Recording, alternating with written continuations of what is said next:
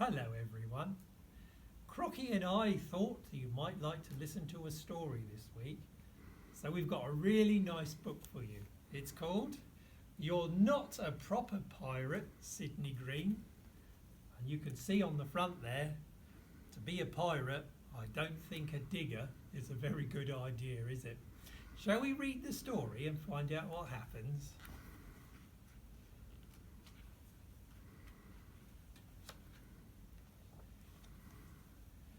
On an ordinary day, way back in history, like 4 or 5 or 19 weeks ago, Sidney Green and his dog Jemima were just playing when a letter arrived.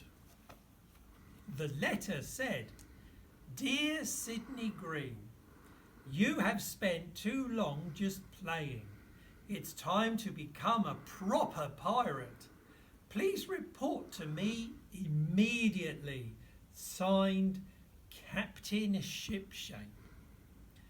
Being a proper pirate sounds like fun, Sidney Green told Jemima.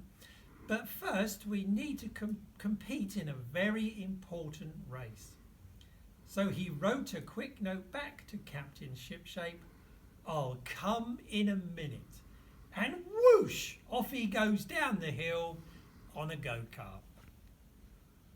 They zoomed along at more than 150 miles an hour, zipped around corners, jumped over the Great Wall of China and finish! They had a rip-roaring time, won every race by a whisker. Then they headed home and forgot all about Captain Shipshape until a scarlet macaw flew through the window. "Sidney Green," it squawked, "you're just playing. You're not a proper pirate, and you must come at once and report to Captain Shipshape immediately." "I'll come in a minute," said Sidney Green, but we were just in the middle of a very important expedition. "Ooh," said Scarlet Macaw, "that sounds exciting. Can I join in?"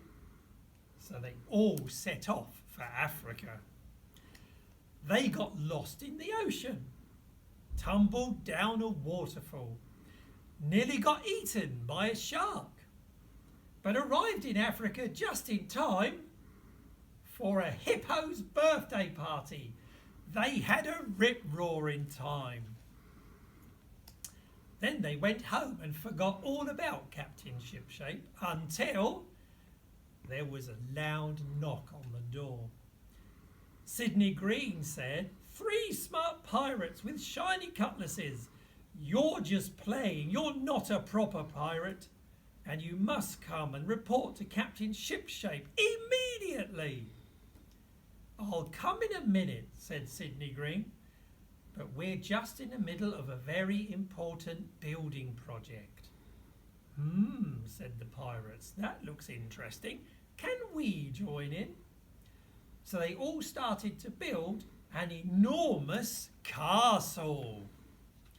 It had 23 turrets, 17 dungeons, and a moat full of crocodiles. Snap, snap, snap. They had a rip-roaring time. Back home they were just cooling off with a glass of lemonade when Captain Shipshape himself arrived. "You're not a proper pirate, Sidney Green," roared Captain Shipshape. "You're just playing. We have so much to do and so little time.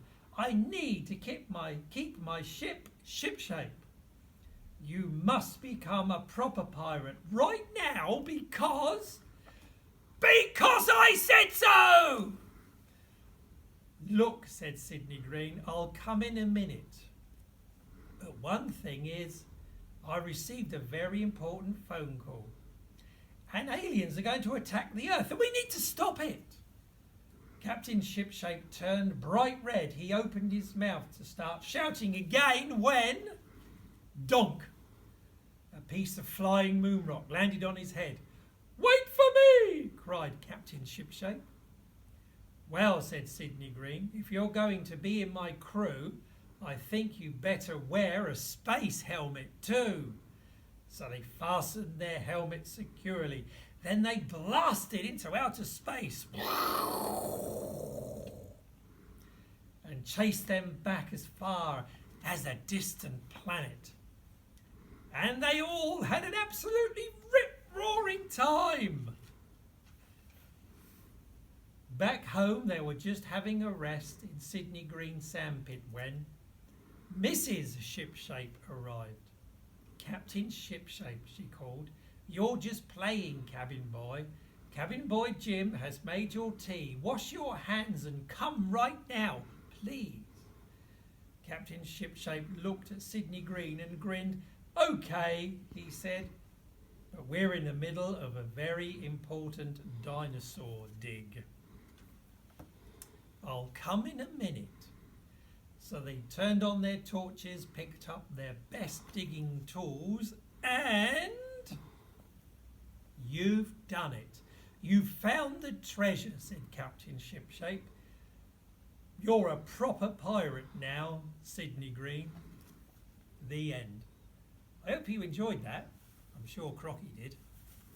Bye. till Bye-bye, next time. everyone.